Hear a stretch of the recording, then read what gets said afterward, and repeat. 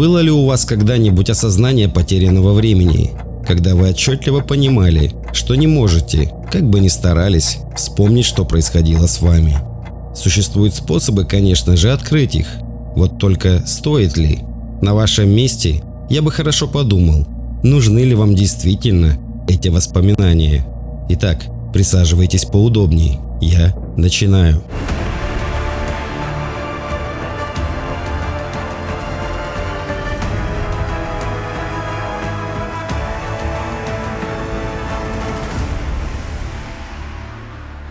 Всем привет! С вами Финнимор.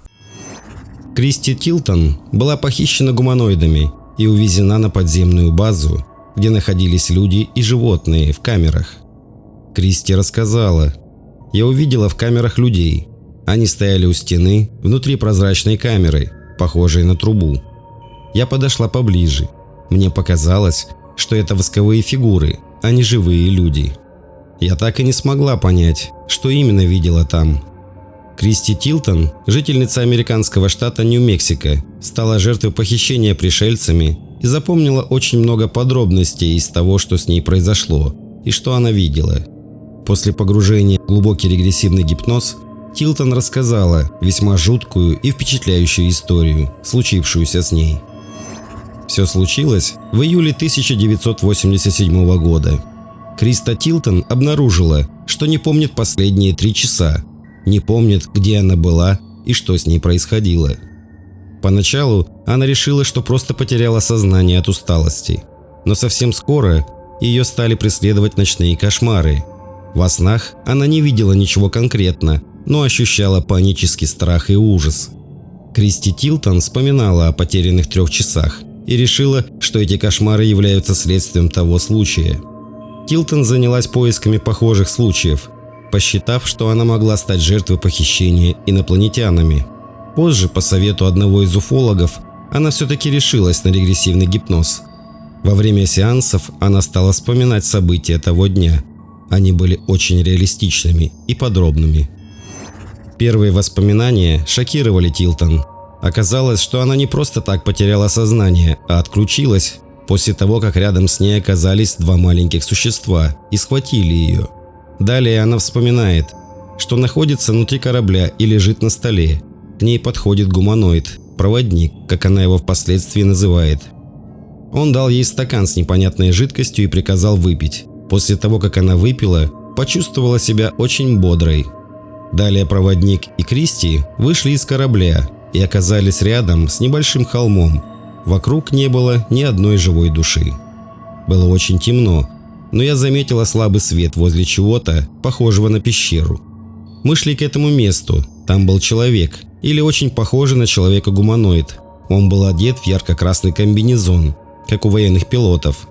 Мой гуманоид-проводник поздоровался с ним. Было видно, что они знакомы.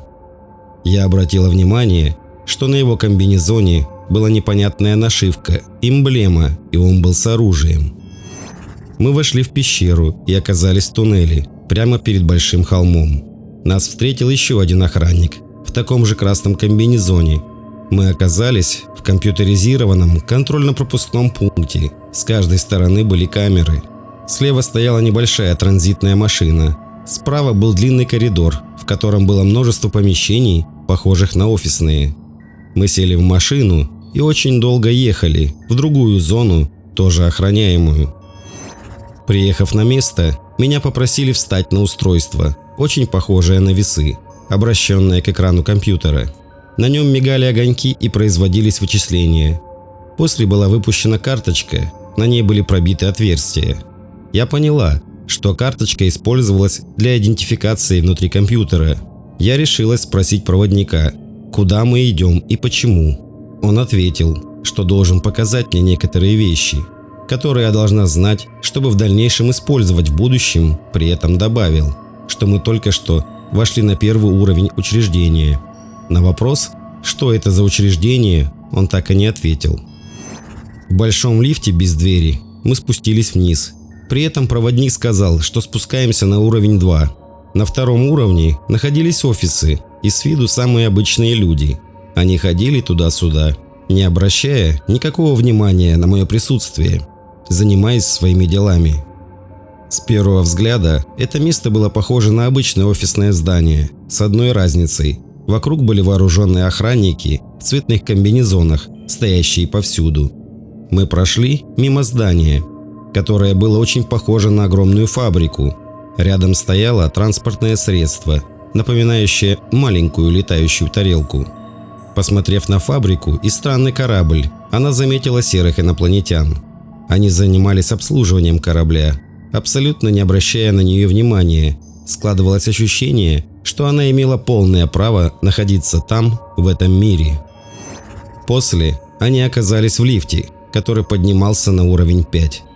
Кристи попросили переодеться. Здесь она начала испытывать сильный страх, но ее проводник-гуманоид заверил, что с ней ничего плохого не произойдет. Она надела больничный халат. После ее взвесили и провели сканирование с помощью необычного электрического устройства. После всех процедур ее провели мимо еще одного поста охраны и по другому коридору. Вдруг она почувствовала сильный запах формальдегида. Она знала, как пахнет формальдегид, так как в молодости работала медсестрой. Запах был очень гнетущим. Мы подошли к комнате, я заглянула внутрь и увидела там большие резервуары с компьютерными датчиками и огромными устройствами, которые тянулись от вершины какой-то трубки вниз в резервуары. Емкости были больше 1 метра высотой. Что находится в них, я не видела. Вокруг стоял гудящий звук. Казалось, что внутри резервуаров что-то шевелилось. Я подошла ближе к емкостям, но мой проводник быстро схватил меня за руку и оттащил в коридор, сказав, что мне нежелательно видеть содержимое емкостей. При этом добавил, что это только усложнит дело. Мы пошли по коридору и попали в большую лабораторию. Я была в шоке. Здесь была аппаратура, которую я никогда раньше не видела. Обернувшись, я увидела маленькое серое существо. Оно стояло ко мне спиной и что-то делало у стойки. Был слышен звон металла о металл. Такой же звук, когда я готовила хирургические инструменты для своего врача в хирургии. Затем мне приказали сесть на стол. Ужас и страх сковали меня. Я сидела и думала, что мне делать и что же происходит. В этот момент в комнату вошел врач. Это был человек. Он поздоровался с проводником и потом посмотрел на меня. Проводник улыбнулся и сказал, что будет ждать за дверью. Я заплакала. Серый инопланетянин посмотрел в мою сторону и отвернулся, продолжая свое дело. Врач позвал дополнительную помощь. Вошел еще один серый инопланетянин. Дальше, что я помню, состояние будто во сне. Но я понимала, они обследуют мое тело и снаружи, и внутри. Я смогла поднять голову и увидела серого инопланетянина, который смотрел на меня своими огромными черными глазами. Я почувствовала колющую боль и закричала. Доктор чем-то потер мне живот. Было очень холодно, но боль сразу утихла. Я просила их отпустить меня, но они не обращали на мои просьбы никакого внимания. Когда они закончили все процедуры, мне сказали встать, пройти в комнату и переодеться. Я заметила, что на моих ногах была кровь. Когда я вышла, то увидела, что проводник говорит с доктором. Тогда я ощущала себя подопытным кроликом. Проводник сказал мне, что это было необходимо, и добавил, что я забуду это. По коридору мимо нас проходили инопланетяне. Я была для них словно привидение, они меня не замечали. Я спросила, где мы находимся, и проводник объяснил мне, что это очень важное место, и что я вернусь сюда в ближайшие несколько лет. Мы сели с проводником в транзитную машину и приехали туда, где я увидела самую непонятную и пугающую вещь. Я увидела то, что мне показалось людьми самых разных типов. Они стояли у стены внутри прозрачной камеры, похожей на трубу. Я подошла еще ближе. Мне казалось, что это восковые фигуры. Никак не могу понять, что именно видела там. Видела животных в клетке. Они были живы, но выглядели так, как будто пребывали в анабиозе. Я подошла к камерам, в которых они находились, положила руки на стекло и наклонилась к ним, но не смогла понять, живы они или мертвы. Они просто не двигались. Я не смогла увидеть, была ли в камерах жидкость, вроде формальдегида. Я думаю, что в данном конкретном случае там не было жидкости. После проводник отвел ее обратно к ожидавшему их кораблю пришельцев, который отправил ее обратно, и память у нее была стерта. Проводник так и не сказал ей, где она находилась. Она сделала вывод, что, скорее всего, ее доставили на секретную подземную базу под городом Дульсе, штат Нью-Мексико. Это место является рассадником активности НЛО, увечий скота и разговоров о сверхсекретных подземных базах. Тилтон утверждала, что после первого похищения ее еще несколько раз доставляли в разные подземные объекты. Она говорила: «Мне известно о многих подземных сооружениях или базах, которые используют для разных целей. Большинство подземных баз используются для секретных целей. Там проводятся испытания и ставятся опыты под землей. Есть база к северу от Тусона, штат Аризона. Тилтон уверена, что ее туда тоже доставляли. У них там есть летательные объекты», — говорит она. Тилтон рассказывает, что ей однажды удалось оказаться рядом с этим объектом, и она сделала несколько фотографий черных вертолетов. Все вертолеты были без опознавательных знаков.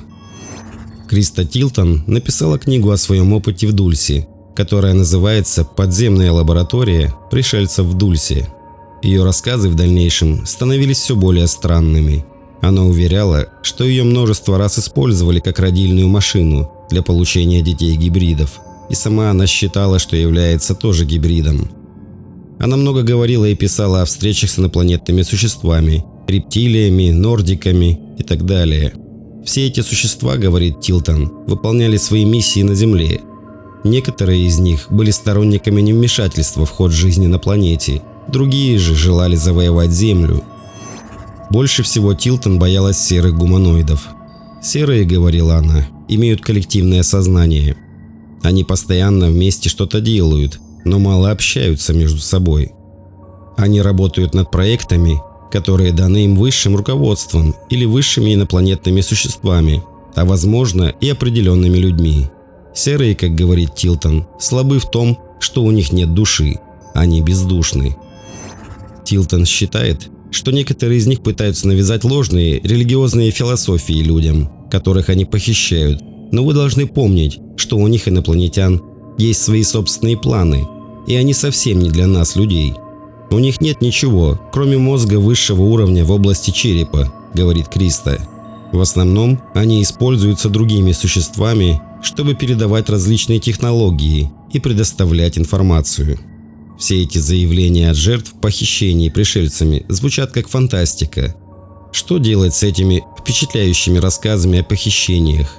Есть те, кто верит в подобные рассказы, и столько же скептиков и недоброжелателей. Но скептики существуют только до тех пор, пока сами не пройдут через нечто подобное. Напишите, что вы думаете об этом. Спасибо, что были со мной. Здоровья, мира и процветания вам и вашим близким. Пока.